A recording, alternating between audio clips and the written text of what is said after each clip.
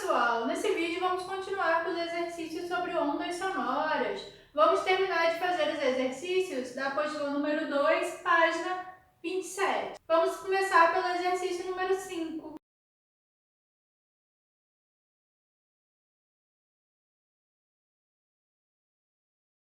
Então, no exercício número 5, a gente tem duas cordas de um violão próximas uma da outra, que quando uma vibra, a outra também vai vibrar com a mesma nota musical.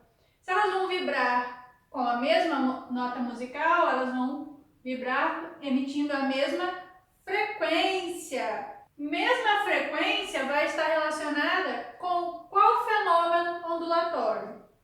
Batimento, ressonância, amortecimento, interferência ou polarização. Se essas duas cordas vibram com a mesma frequência, o fenômeno que está relacionado com isso é a ressonância. No fenômeno da ressonância, o que a gente tem? Dois corpos que, ao vibrarem com a mesma frequência, entram em ressonância e essa vibração com a mesma frequência aumenta a amplitude de vibração dessa onda, portanto, aumenta a propagação de energia.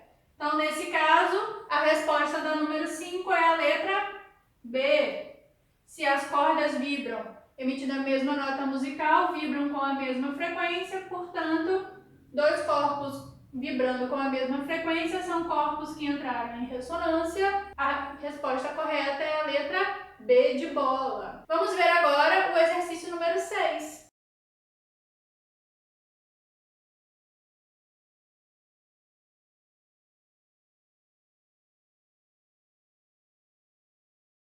O exercício número 6 fala sobre o fenômeno do eco. O fenômeno do eco ele vai ocorrer sempre que uma fonte emitir uma onda sonora e um obstáculo que tiver uma certa distância vai refletir essa onda, dando uma diferençazinha na detecção desse som, dessa onda sonora. Esse intervalo de tempo, essa diferença entre a detecção da onda incidente e da onda refletida é que vai nos dar essa sensação de sons diferentes, de repetição de uma onda sonora. O fenômeno do eco.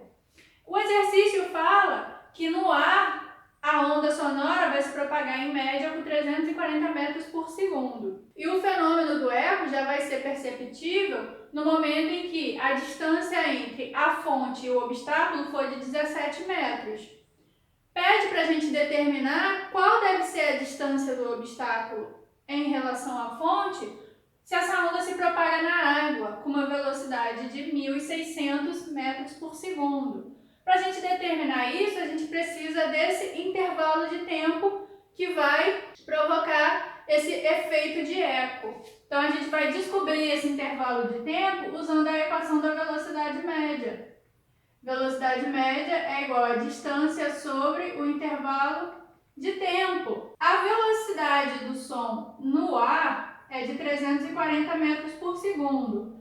A distância entre a fonte e o obstáculo é de 17 metros. Então, no fenômeno do eco, a onda ela viaja até encontrar um obstáculo e depois ela é refletida. Então, ela vai fazer esse caminho duas vezes.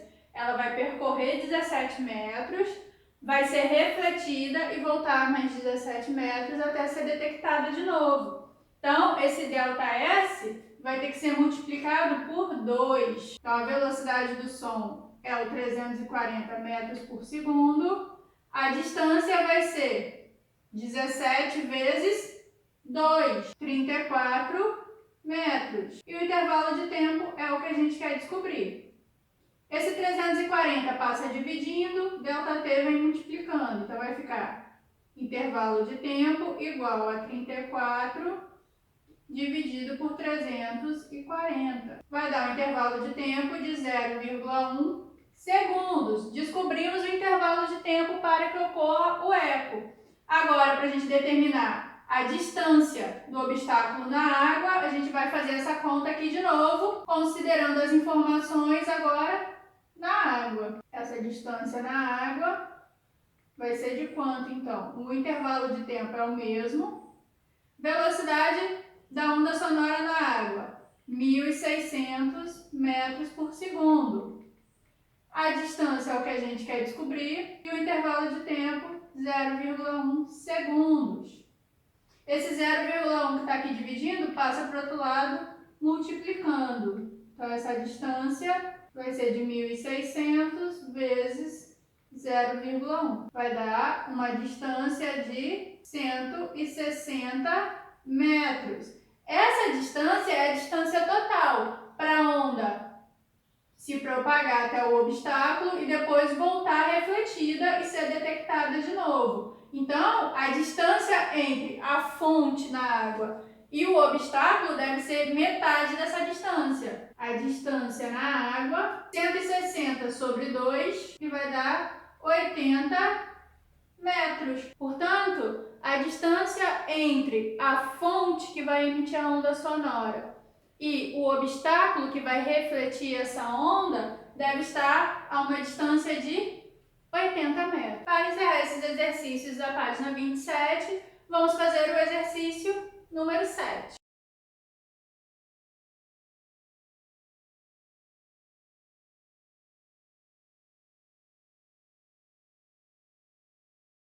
O exercício número 7 é uma questão sobre verdadeiro ou falso. Então, a gente vai analisar essas afirmações de A até G e dizer qual é verdadeira, qual é falsa. A primeira, letra A, fala sobre a refração de uma onda. Fala que no fenômeno da refração, quando a onda se propaga de um meio para outro diferente, vai ocorrer essa mudança de meio com frequência igual, se mantendo constante, e o comprimento de onda pode aumentar ou diminuir. Isso é verdadeiro. A frequência de propagação de uma onda só depende da fonte que produz essa onda, não depende do meio em que ela se propaga.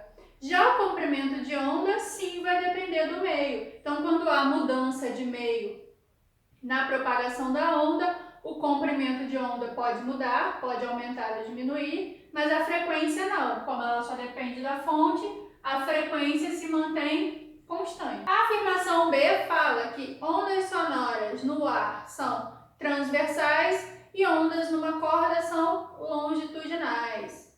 Vamos lá. Ondas transversais são ondas que se propagam numa direção diferente à perturbação, a produção do pulso ali. E ondas longitudinais são ondas que se propagam na mesma direção da propagação do pulso.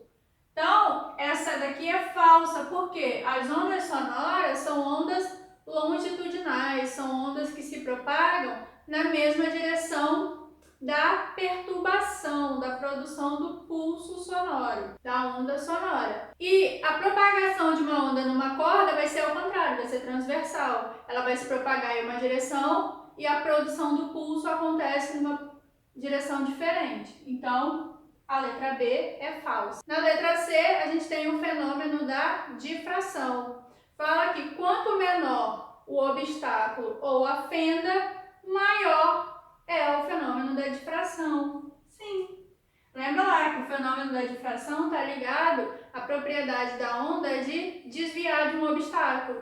Quanto menor esse obstáculo, ou quanto menor essa fenda que a onda vai desviar para continuar a sua propagação, maior vai ser o efeito desse fenômeno de difração. Na letra D, a gente tem uma onda que se propaga com uma frequência de 1000 Hz, com velocidade de 60 metros por segundo, e a distância entre duas cristas consecutivas, então, ó, essa distância entre duas cristas consecutivas é o que a gente chama de comprimento de onda, é de 6 centímetros. Será que isso é verdadeiro ou é falso? Eu vou fazer a continha aqui do lado. Vamos lembrar lá que a velocidade de propagação de uma onda é comprimento de onda vezes a frequência. O comprimento de onda está em centímetro, a velocidade está em metros e a frequência em hertz. Então, a gente precisa passar esse centímetro para metro. 6 centímetros vai ser igual a 0,06 metros. Vamos substituir esses valores aqui e verificar se essa velocidade vai dar 60 metros por segundo. Comprimento de onda igual a 0,06, frequência igual a 1000. Resolvendo essa conta, 0,06 vezes 1000 vai dar 60 metros por segundo. Então, está de acordo, ó. As velocidades foram iguais. Portanto, a letra D também é verdadeira. A letra E fala que a gente só vai ter fenômeno de superposição quando a frequência e a amplitude de propagação de duas ondas forem iguais. Isso é falso. Não necessariamente pode ocorrer o fenômeno de superposição, mesmo que a frequência e a amplitude das ondas sejam diferentes. Então, é falso. A afirmação F fala que as ondas transportam energia e matéria. Muito falso. As ondas elas só vão propagar energia. Então, nunca vão propagar matéria, nunca vão transportar matéria. Sempre propagam apenas energia. Então, a F é falso. E a última, a letra G, fala que toda onda precisa de um meio material para se propagar. Também é falso. Toda onda mecânica depende de um meio material para se propagar. Mas existem as ondas eletromagnéticas que conseguem se propagar tanto em um meio material como no vácuo. É o caso, por exemplo, das ondas da luz. São ondas eletromagnéticas que se propagam tanto no vácuo como em meios materiais. Então, com esse exercício aqui, a gente encerra esse vídeo.